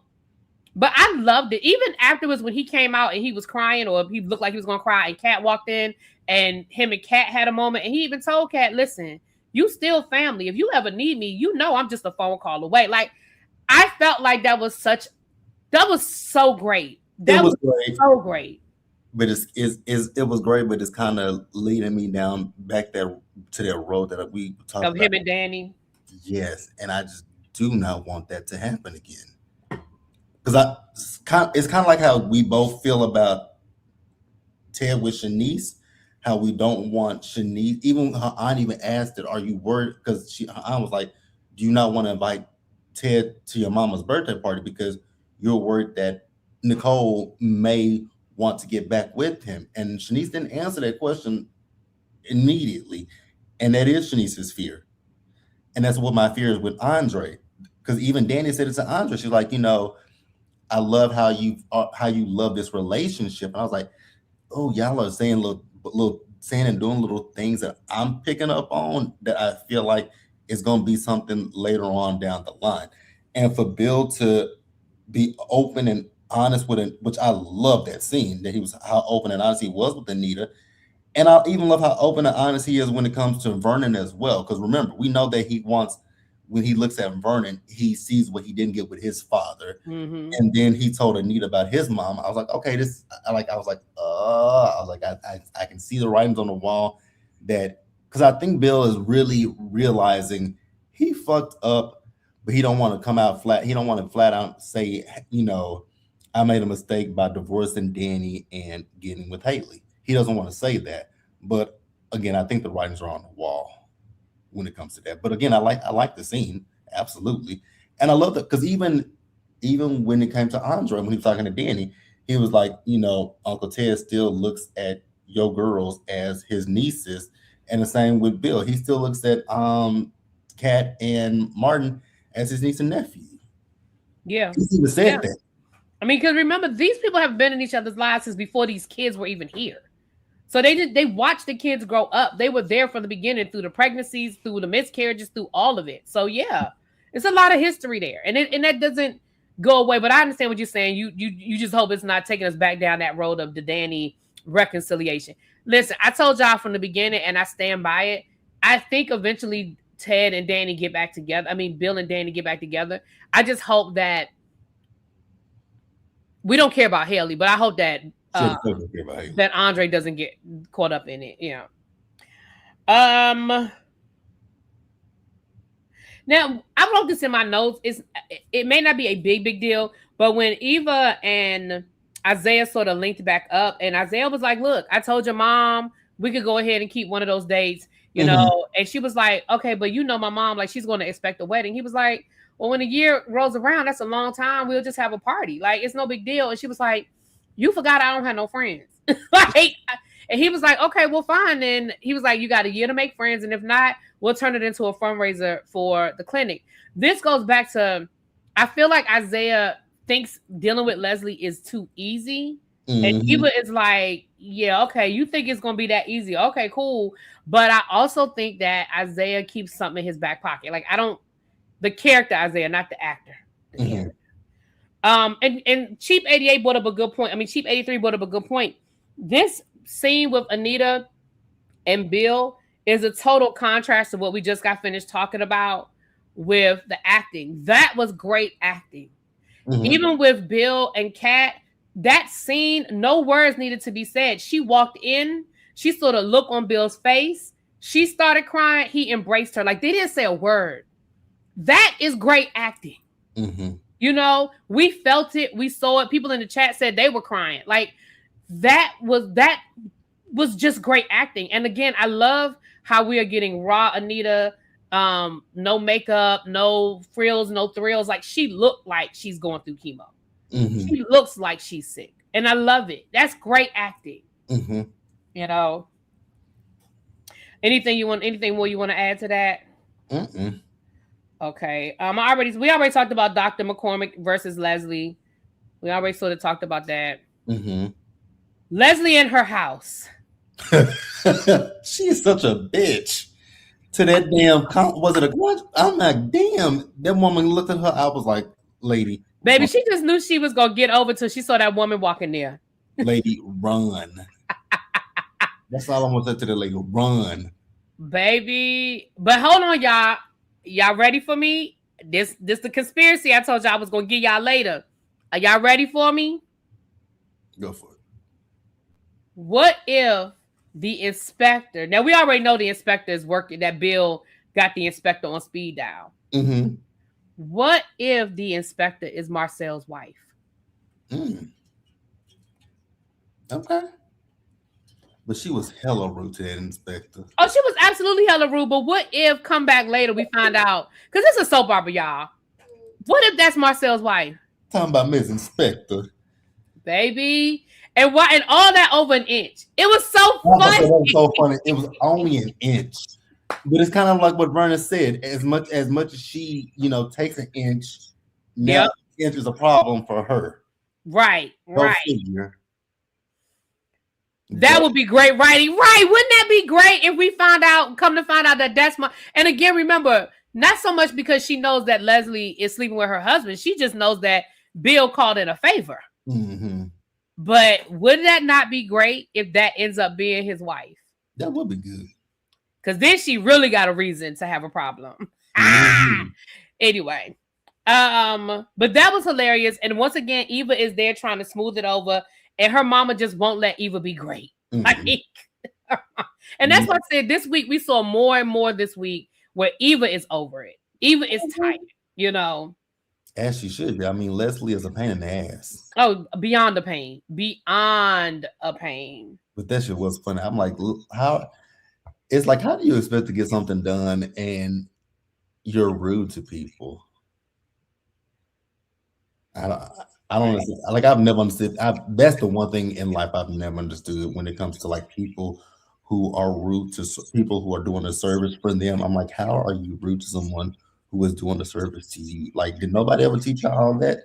Because that was the one thing that my mom and my grandma always taught me was if somebody's doing something for you, the easiest thing to do is be polite to them. If you want something done the right way and you don't want to have to call somebody else out to do it again, and especially when it comes to your food. You don't want nobody spending your food, do you? That you're right. That would have been now. The only thing missing from that scene was June walking around with that coffee, filling up people's coffee cup. Because we already know June don't like Leslie. That would have been. But I think June probably had the day off legit because last week there was a great scene that would have been perfect if June was at Orphe Jean's. I can't remember what happened. I remember, damn, it would have been perfect if June was here. But I think legitimately June probably just was off those days. All right, we almost done, y'all. We winded up, and we're going into Bell Collective immediately after this. We're going to Bell Collective. I even have the redirect on, so you ain't even got to change chats. You can just sit where you are. Okay, a storyline. The one storyline that I just did not care about all week long was Vanessa and Deanna. Vanessa calls to Joey. She's upset about Deanna. She runs to Nicole. She's upset about Deanna. Look, don't nobody. Girl, you ain't been cared about Deanna. You ain't been cared about your daughter. We don't care now. You running around town all crying and upset about Deanna. Girl, you ain't been cared. That is a child steal. Even though, I mean, we ain't saw Deanna until just last week. Child. So anyway, don't nobody care. I mean, I don't know if you got anything for that. I didn't even write no notes. Because girl, you need to run after your daughter. So shit, why should I care? Nicole gave her horrible advice. Last thing Deanna needs is space. Vanessa gave her 6 months of space. Well, I don't think that chasing after her now, because again, it's going to push her further away. I don't think she needs to leave her totally alone, but I do think that she needs to not try to call her every day. Like, that's not going to help. Because it's going to make matters worse. Like, when Deanna wants to talk, Deanna know how to call her mama. I think she needs to just let Deanna know, look, I'm here. But yeah, no, if I'm mad at somebody and I don't want to talk to them calling me every day is not going to make me talk to them any faster. If anything, it's going to piss me off even more. I don't think Nicole's advice was bad advice. Because I'm the same way. Because please don't call. If I tell you that if you realize that I'm pissed off at you, the easiest way to piss me off even further is to continue to call me. Right. Now, when she should have chased after Deanna was when Deanna cussed her out at Uptown and ran out. That's when she should have went after Deanna. But you didn't. But now, you know I'm mad. I know your phone number. Now, I'm not saying don't call her ever, but give her a couple of days. Give her a couple of days, and then drive your ass to Banneker. But then again, she probably cuss out in the middle of the quad. So. Right, CC. You went outside to kiss Joey, but you ain't want her to know. Like, you've been 2 hands off up until this point. Now is not the time to be a smothering mom. Your ass should have been a smothering mom when the dad died and she didn't want to come home for the funeral. You should have ran down to Banneker then. When they didn't want to come home for Christmas, you should have ran down to Banneker then. You should have been going up there every weekend, taking her to lunch, taking her to dinner, taking her some groceries or something. You should have been. Now is not the time to smother her because now she does need time.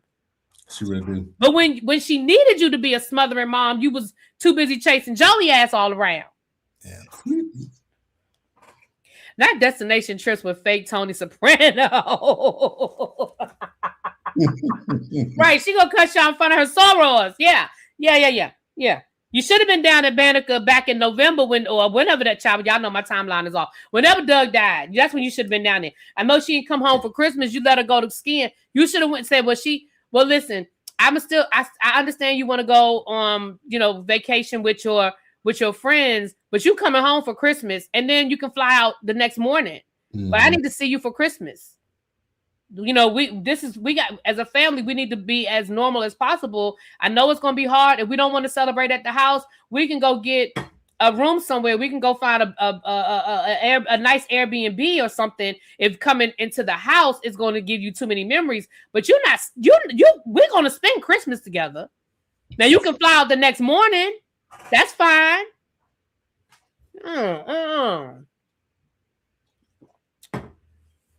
That Deanna needs to come back with Diego on her arms and floundering. Ooh.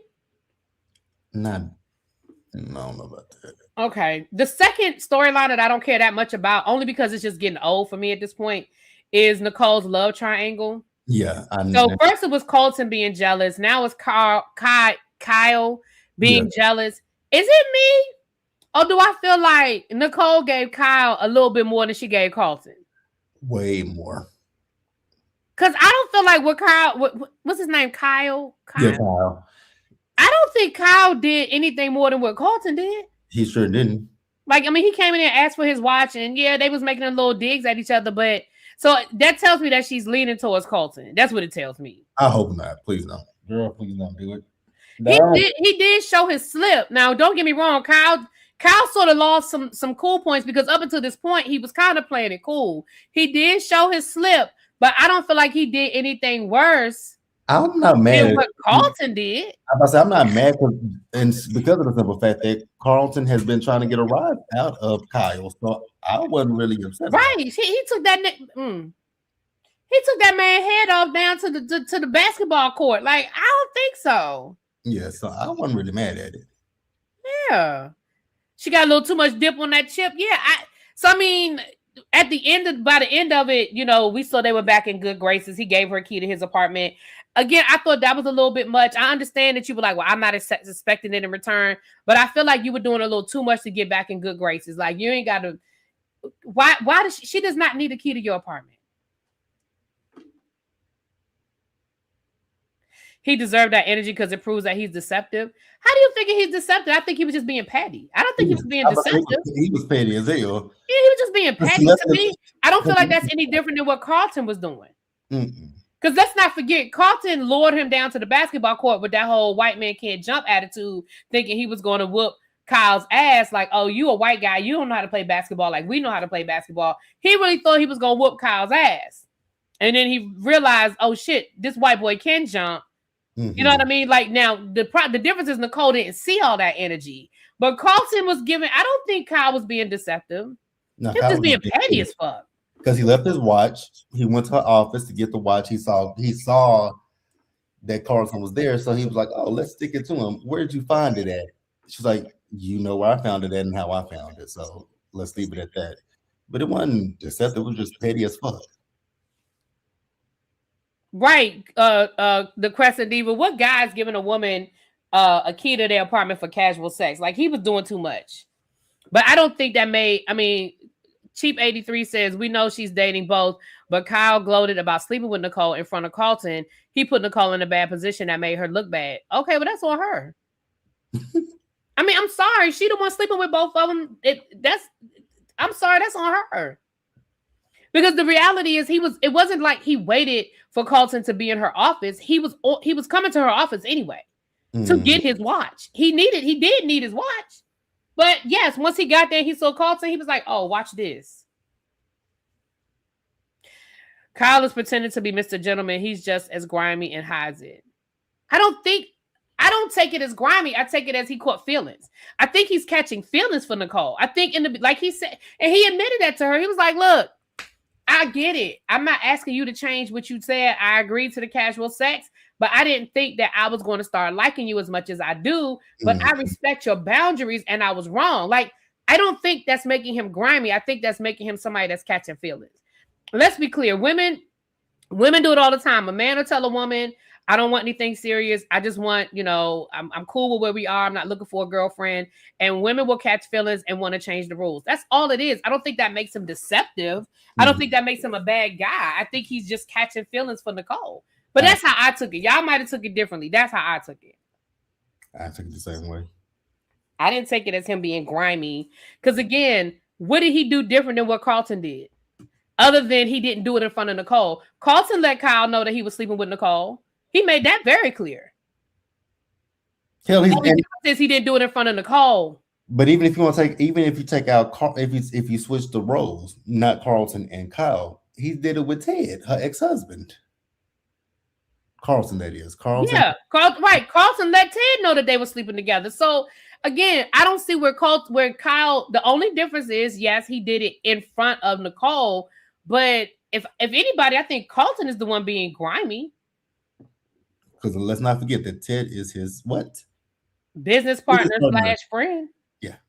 Now that's grimy. That's grimy. Because you've been friends with them for years and you knew that they were married. Right.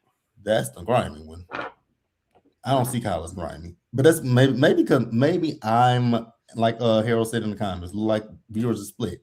Because I think yeah. If I have to choose between the two, I'm choosing Kyle. Only because I just think what Carlton did is just nasty. I'm sorry. Yeah. Because I told y'all, I just can't get past, you literally were my quote unquote friend and business partner while I was married to my wife. And you've been in my house, you've been around my kids. It just makes me feel like, and again, you didn't even let the ink dry on my divorce. Like, they weren't even divorced yet. And you were taking my wife out on dates. That just makes me feel like, have you been plotting on my wife all along? Whereas with Kyle, I mean, he's just some dude that came in town that works at the hospital. He doesn't owe anybody anything. Mm-mm. So if I had to choose between the two, it would be Kyle over Carlton. But I mean, honestly, I think she need to get it all out her system and then look for a real man. Because both of them, like you said, Cheap 83, both of them are rebounds. They definitely are. But anyway, we already talked about Anita calling Dr. McCormick. So I think that's how they're gonna bring her on the show on a regular basis. And Cajun said something earlier, which I thought was actually not a bad thought, is that after the chief gets exposed and gets fired, maybe they would bring Nicole on as the chief after, in a more permanent, if they want to bring her on a more permanent basis. I was like, I could see them doing that.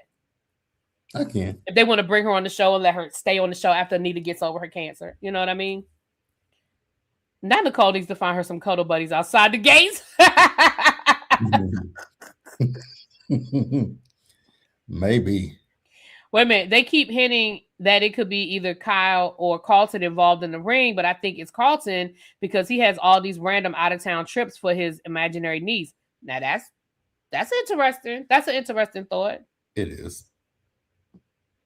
That because I think somebody else said that a couple of weeks ago in the comments, somebody said that they think Carlton might be up to something. Somebody said they think Carlton might have some shade. I don't think they said this, but they said some shady stuff going on. Who knows? Yeah, we don't know much about him.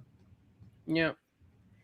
And last but not least, the last thing I have in my notes is we already kind of talked about it, but Vernon and Leslie, baby Vernon, like I said, Vernon then got some fire up under him. Cat done put some fire up under him. Talking about basically, Cat called him a weakling, honey. Cat was like, "What's the use of having all this power and money if we ain't gonna use all this power and money?" Okay. I think he's trying hard to date Nicole because it will shake any suspicions because she is a Dupree and has a pristine reputation. Ooh, that's interesting. It is. Yeah, Cat lit a fire under Granddaddy, and I think that when he said "game on," I said, "Oh shit!" I said, "Oh boy, here we go." Because they have been letting Leslie run amok. They have. Leslie has been running amok, y'all. And I understand Anita is not in a position to really fight right now, but maybe with all of this free time and all this pent up energy that Vernon has, maybe he'll use it to fight. To use it on Leslie, child. Absolutely. Well, with that being, child, my tea cold. Lord, it was too hot when we first started. Now it's cold.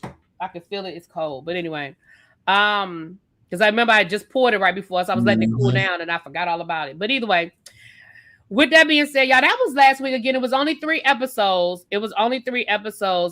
Really, be flight delays are running rampant, so make sure you get to the airport really early and watch for delays. I'm just praying that by May, I mean, I got I have about a month and a half. I'm just praying that in a month and a half, things will be back to normal at the airport. I'm just praying. And if not, worst case scenario, if I got to take a half a day off work, I just got to take a half a day off work and just go straight to the airport and just wait. Because my flight leaves at 5:30, and I can leave work. I can slide out of work as early as 2. And my job is about 30 minutes from the airport. So I can be at the airport by 3:30, which gives me 2 hours for a 2-hour flight. So, and again, if I have to leave a half a day off work, which means technically if I take a half a day that day, the only problem with me, I don't want to take a half a day because I'm taking the 3 days off for the cruise. Because I'm taking off Friday, Monday, and Tuesday. So I really don't want to take a half a day if I don't have to. But if I have to, I have to. I'm not going to sacrifice a cruise for a half a day of work. I mean, I'm not going to do that. You know, all that money I spent on the cruise and the flight and all that shit, I'm not sacrificing that. But if things are still bad, then like if we still dealing with what, I'm gonna have to just do it. I'm just gonna have to do it. I'm gonna have to take the day off work or take the half a day off work. With him mentioning ICE being at that airport, I will not be going. If ICE shows up at that airport, I mean, listen, I already look. I mean, you've already booked. It's already. The worst. Look, the only other option is for me to drive to Miami, and I'm not doing that. I know. I'm not driving to Miami. Yeah. So, like, if I were in Atlanta, I might think about driving, but I'm not driving from DC to Atlanta. Yeah, I get it. Ooh. Yeah, if I lived in Atlanta, I would probably be like, "Fuck it, I'm just gonna drive." Because I said for me going forward, if he puts ICE in the airport, I will take a bus, I will take a train, anything but a fucking plane. Yeah. Well, they got well, I know here in DC, they got the National Guard at the train station. Oh hell no, I wouldn't even go. No. When I went to New York back in December, they had the National Guard here and the National Guard at Penn Station. For what? Remember, they sent the National Guard into the cities over the summer. They never left. The news just stopped talking about it. The National Guard is still in DC. Oh, they are? Yeah. Matter of fact, they said something this week that the National Guard is going to stay in DC until the end of his term. So which means that the National Guard is going to be in DC for the next 3 years, 2 years. I don't know how long this motherfucker been president, child. Hopefully he expires soon. So you think JD Vance is better? Best case scenario. So here's the best case scenario in my opinion. And I have a political science degree, but best case scenario is that they are able to impeach him under sedition, because then his whole cabinet gets thrown out. If he gets impeached, then the vice president and his whole cabinet gets thrown out. But him just expiring does not help. I know it don't. Oh, okay. Ravine said the National Guard is always at Grand Central Station. Okay. I didn't know that because the National Guard wasn't always at Union Station. So I didn't know that they were always at New York. Okay. So New York doesn't count. But in DC, yeah.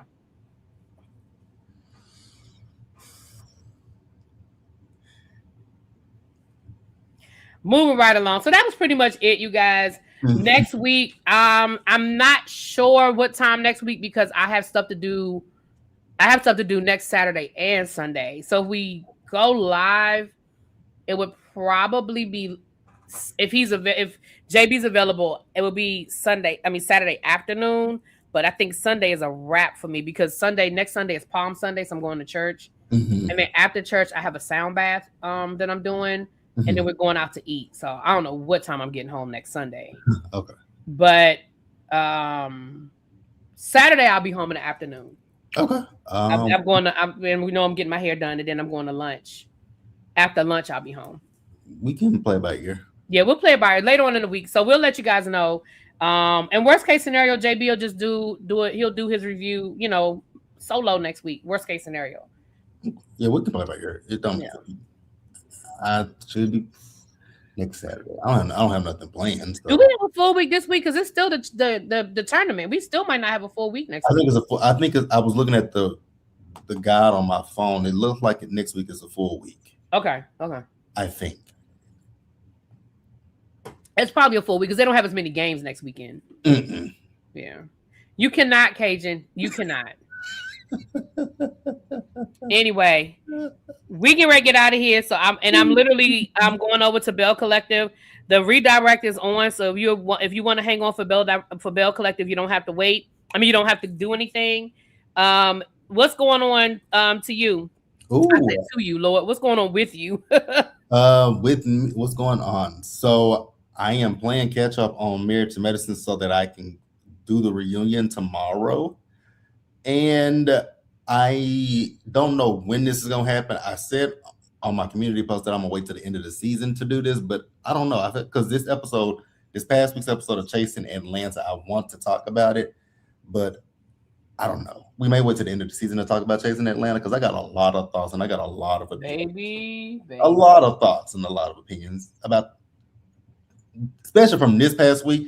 One person in particular, I got some thoughts about, and I want to address that person, but I may not. And then it's another person that definitely I need to address with the big teeth of it all. Big teeth of it all. I got a lot of, so here's the reason why I say I want to wait to the end of the season because y'all know I am friends with Carl and Tramel. And I don't want people to be like, "Oh, JB, you just saying this because they're your friends." No, I feel this way. I would feel this way even if they weren't how I feel. I was going to say, I'm cool. I'm not friends with Carl and Tramel, but I'm cool with Carl and Tramel. But a thing is a thing. If I thought Carl was wrong, I would say Carl is wrong. Yeah. And that's why I don't want people to be like, "Well, you friends with them, so you would feel that way." No, I would feel that way the way it went. I do have some feelings about it. I do wish that Carl and Tramel, they didn't take things, they didn't let it get to them. I got why, because it's exclusive. You're excluding them intentionally, and then to go into a group chat and say you don't want to be around them. Like, what have they done to you? Right. Yeah, we'll get into it. We'll get into it. Yeah, I'm gonna talk about it at some point, and then I also want to address Nova because what she said just blew me. At this point, I think Nova's just trolling. I think Nova just wants people to talk about her. At this point. She's one of those people that I think feels like all publicity is good publicity. Even if you're talking about me, it's still good. I feel like it's so bad that they had to come out and put a statement out. Oh, I didn't even see the statement. What was the statement? I forgot what the statement was, but they put a statement out. I haven't watched this week's episode yet. So what was it about? Like, what did she say? Because I'm gonna watch it, so you might as well. What did she say? Oh, she said, so her and Alfia got into it. So she basically said that she don't fuck with any. Y'all don't take it. This is not JB. These are her words. That's why she don't fuck with fish. Moving right along. I'm not one of those women that's offended by the fish comment. It's not the fact that she said fish. It's the. No, I understand, and I understand why. It's the fact that she's saying that's why she don't fuck with cisgender women. I'm like, that's a problem. Like. Yeah, there are some cisgender women. I got more of a problem with. They said somebody told me that she said she was light skinned. I got more of a problem with her describing herself as light skinned. Aren't you Latino? Yeah, she did say that too. Now, this might be my ignorance speaking, but how you light skinned and Latino? And I understand. Don't listen what I'm saying to y'all. I'm not saying that people can't be light skinned and Latino. I'm saying I always connect that with an African American term. Yeah, an African. Like that is a colloquialism that comes out of the Black community. She said she was red bone. That is a colloquialism that comes out of the Black community. I'm sorry, not sorry. That's us. That's ours. Mm-hmm. And I know that might sound ignorant, y'all, for me to say that, but that's how I feel. Like that, sir, ma'am, you're not red bone. Mm-mm. So anyway. But Ravine, to answer your question, I do not know because El Teddy is traveling today, and I have something to do at 7:00, which is normally when we kind of go live at in the evening. So okay, Cajun, safe travels, boo. So I'm not sure if we're gonna go live tonight or not, if I'm being honest. So yeah. I have not talked to El Teddy or Ebby yet. So it'll depend on what time El Teddy gets home and if he's available to do it tonight. But I can't do it. I can't do it between 7 and probably 9. I got something I got to do, and it's probably gonna be like a 2-hour block in that, at least an hour to an hour and a half. So y'all know I've been trying to not go live. Like when I first started doing YouTube, I would go live, I would review shows until 10, 11 o'clock at night, and I got burnt out. So so a lot of times that's why the latest y'all will see me go is like a show that comes on at 8 o'clock, and I'll go at 9:15. But I try not to like do the 10 o'clock shows and then go live after that, because I just got burnt out, you guys. And I have to give myself some downtime for myself. So if we can't do it earlier, I probably won't do it later, unless I don't have to go to work. Now, if I didn't have to go to work tomorrow, yeah, I wouldn't care. But when I have to get up and go to work, y'all, it's too much. So I don't know, Ravine.